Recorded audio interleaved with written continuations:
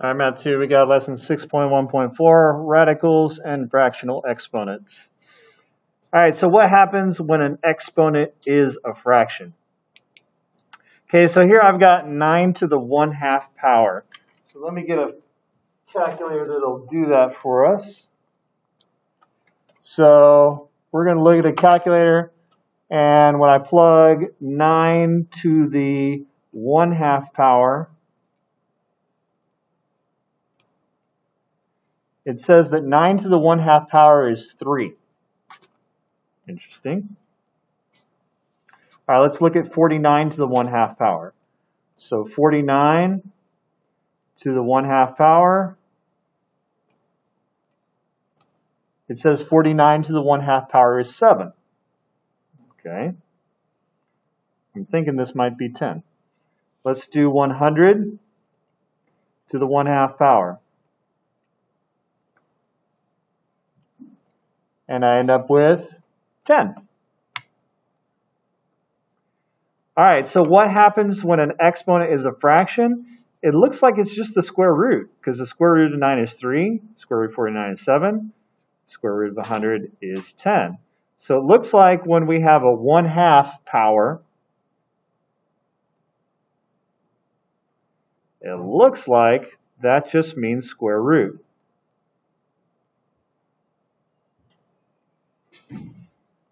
So over here, based on our hypothesis, we can simplify this. We know that 4 to the 1/2 should be the square root of 4, or just 2. 7 to the 1/2, that should be the square root of 7. And then we're going to square it, which means anytime I square a square root, the radical goes away. So this becomes just 7. All right, so then our question becomes, why is the square root of 9 equal to the square root of 1/2? What about an exponent allows us to do that? So exponents tell us how many times we're multiplying a number by itself. So one thing that we can do to kind of help explain what's happening here is we know that 9 is 3 times 3. So when I have 9 to the 1/2 power, this is 3 times 3 to the 1/2 power. And what this is saying here is the fraction saying we can use 1 out of the 2 factors of 3. So I got 2 factors of 3 here. That's what the denominator means. And this is saying I'm allowed to use 1 out of those 2 factors of 3. So 1 out of those 2 means I can use 1 3 out of the 2 3's that are there. So that's one way to look at a power in this situation. So if we do the same thing for 16 to the 1/2, we can think of 16 as being 4 times 4. And then the 1/2 power is telling us I can use 1 out of the 2 factors. So 1 out of 2. So 1 out of these 2 factors of 4 would be 4. Now using that same logic, if I have a 1/3 power, 8 is 2 times 2 times 2. A 1/3 power tells us I can use 1 out of those 3 factors. So 1 out of those 3 factors, I can use 1 2 out of those 3 factors. So 8 to the 1/3 power would be 2. 125 is 5 times 5 times 5. And the 1/3 power, again, is telling us I can use 1 out of those 3 factors right here. So 1 of those 5's is what I can use. All right. Now using that, we can go a little bit farther. 27 is 3 times 3 times 3. And if I take it to the 2/3 power, this is saying I can use 2 out of the 3 factors. That means I can use 2 3's, which would be 9. This one's saying 32 to the 3/5 power. 32 is 2 times 2 times 2 times 2 times 2. And if we take it to the 3/5 power, we're saying out of these 5 factors of 2, I can use 3 of them. So 2 times 2 times 2 That would be 8. So 32 to the 3/5 power is 8. Last one, 25 is 5 times 5. And the 3/2 power means out of these two, I can use 3 of them. So the powers are 5. So I can use 3 of those 5s. So 5 times 5 times 5 is 125. All right, is there a different way to look at it? Yes, there is. So the other way to look at it is by looking at it algebraically. So here I've got root 3 is equal to root 3 to the x power. So how do I get rid of radicals? Well, the opposite of a radical is to square. So I can square both sides of the equation, and root 3 times root 3 is just 3. And then the law of exponents says that I can multiply when it's a power to a power. So this is 3 to the 2x power. So this is 3 to the first. So since the bases are the same, we can set 1 equal to 2x, because if the bases are the same, the exponents are also the same. So I end up with 1 equals 2x, divide by 2, and this tells me that x is 1/2. So this means that the square root of 3 is 3 to the 1/2 power, which is what we were saying earlier. You can do the same thing over here. Here we've got the third root of 17.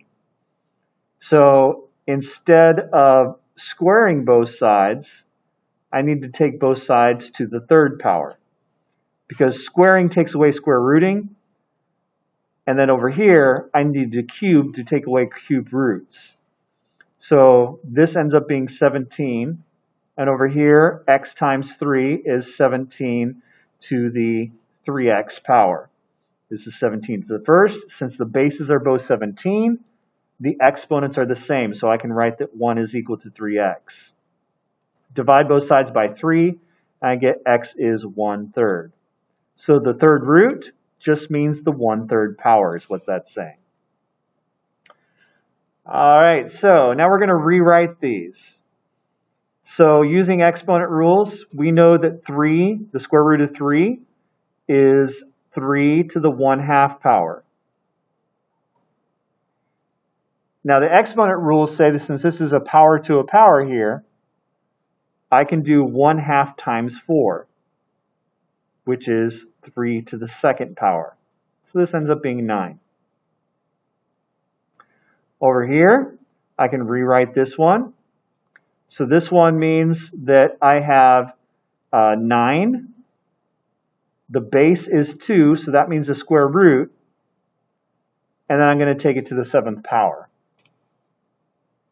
Okay, so that's one way that I could rewrite that.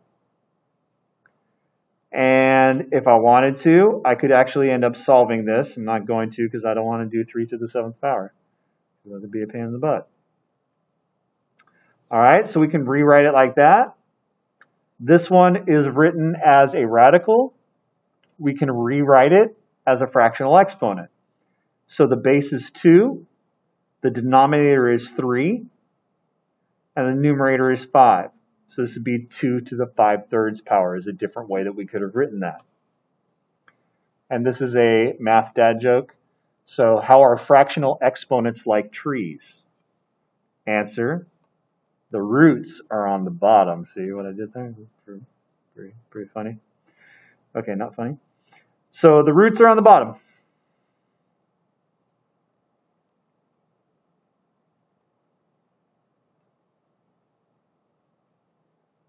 So what we're seeing here is anytime that we have a fractional exponent, the number in the denominator is our root. So the number down here was 3, so it's the third root. Over here, when you don't see anything, that technically means that it's a 2. So the number on the bottom is 2, so that means it's a square root. Here, we can change it back to a root and make that a square root. All right, last page. We're almost done. All right, we're going to mix and match these here. So we're going to see which one matches with A. So remember, this is the denominator on this one would be 2 because it's a square root, and then the power is 3. So 3 halves. So where's x to the 3 halves? Right here. So A and 3 match up.